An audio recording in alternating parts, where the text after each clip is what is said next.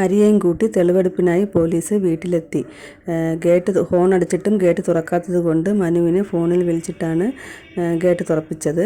അവരകത്ത് കയറിയിട്ട് ഹരിയെ പിടിച്ചിറക്കി. എന്നിട്ട് ഹരിയെയും കൊണ്ട് വീട്ടിനകത്ത് വന്നു. അപ്പോൾ കമല അവിടെ നിൽപ്പുണ്ടായിരുന്നു. കമലയെ കണ്ടപ്പോൾ ചോദിക്കുകയാണ്, ഇതാണോടാ നിൻ്റെ തള്ള എന്ന് ചോദിച്ചു. എന്നിട്ട് പറയുന്നു, മോൻ ചെയ്തു വച്ചിരിക്കുന്ന കാര്യങ്ങളൊക്കെ നിങ്ങൾ അറിയുന്നുണ്ടോ?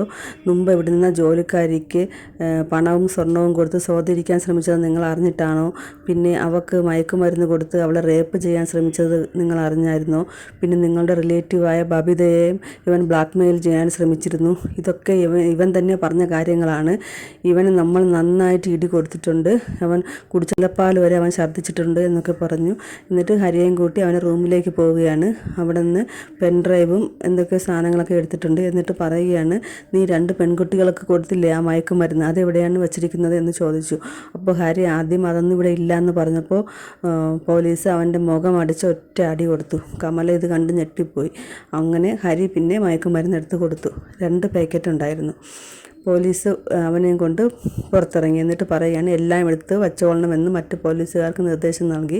ഇനി നമുക്ക് അടുത്ത ആളിനെയും കൊണ്ട് അടുത്ത വീട്ടിൽ പോവേണ്ടതാണ് എന്ന് പറഞ്ഞിട്ട് അവരവിടെ നിന്ന് ഇറങ്ങി.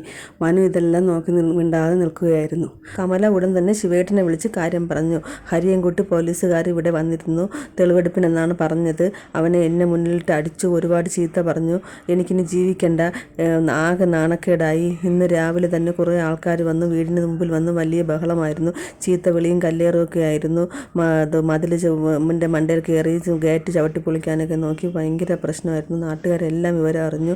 ഇനി എന്ത് ചെയ്യും ശിവേട്ട എന്നൊക്കെ ചോദിച്ചപ്പോൾ ശിവേട്ടൻ പറഞ്ഞു, നീ ടെൻഷൻ അടിക്കണ്ട, ഞാൻ ഇവിടെ ഇരുന്ന് കാര്യങ്ങൾ നോക്കിക്കോളാം എന്ന് പറഞ്ഞിട്ട് മനുവിനെ വിളിക്കുകയാണ്. അപ്പോൾ മനുവാണ് ശിവേട്ടനെ പറഞ്ഞ് മനസ്സിലാക്കിയത്, അച്ഛൻ വിചാരിക്കും പോലെയല്ല ഇവിടുത്തെ കാര്യങ്ങൾ, ഇത് വലിയ കേസാണ്.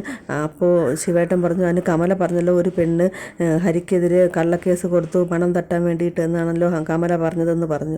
അപ്പോൾ മനു പറയുകയാണ്, അച്ഛാ അങ്ങനെയൊന്നുമല്ല കാര്യങ്ങൾ. ഹരി ഒരു കുട്ടിയെ പറഞ്ഞ് പറ്റിച്ച് ബർത്ത്ഡേ പാർട്ടിയാണെന്ന് പറഞ്ഞിട്ട് ആളൊഴിഞ്ഞ വീട്ടിൽ കൊണ്ടുവന്ന് ഉപദ്രവിക്കുകയായിരുന്നു. അവൻ്റെ 3 കൂട്ടുകാരും കൂടെ ഉണ്ടായിരുന്നു. അപ്പോൾ അത് വലിയ കേസാണ്. ആ പെൺകുട്ടി ഇപ്പോൾ ഹോസ്പിറ്റലിലാണ്. പോലീസുകാർ നമ്മളെ ആരെയും അടുപ്പിക്കില്ല, ഇത് വലിയ കേസാണ്, ആരും ഇടപെടില്ല. അച്ഛൻ വരാൻ പറ്റുമെങ്കിൽ വരണം, എന്നെ കൊണ്ടൊന്നും ചെയ്യാൻ പറ്റില്ല എന്ന് പറഞ്ഞു. അപ്പോൾ ശിവേട്ടൻ പറഞ്ഞു, എന്നാൽ ശരി ഞാൻ വരാൻ നോക്കാമെന്ന് പറഞ്ഞിട്ട് ഫോൺ വെച്ചു. പിന്നെ കാണിക്കുന്നത് പോലീസുകാർ അലീനയുടെ വീട്ടിന് മുന്നിൽ വന്ന് ഹോണടിക്കുന്നതാണ്. അലീന ജനലിൽ കൂടി നോക്കിയപ്പോൾ പോലീസാണെന്ന് മനസ്സിലായി. കൃഷ്ണമോളോട് പറഞ്ഞു. അങ്ങനെ 2 പേരും കൂടി പേടിച്ച് നോക്കി നിൽക്കുമ്പോൾ ഇന്നത്തെ എപ്പിസോഡ് കഴിഞ്ഞു.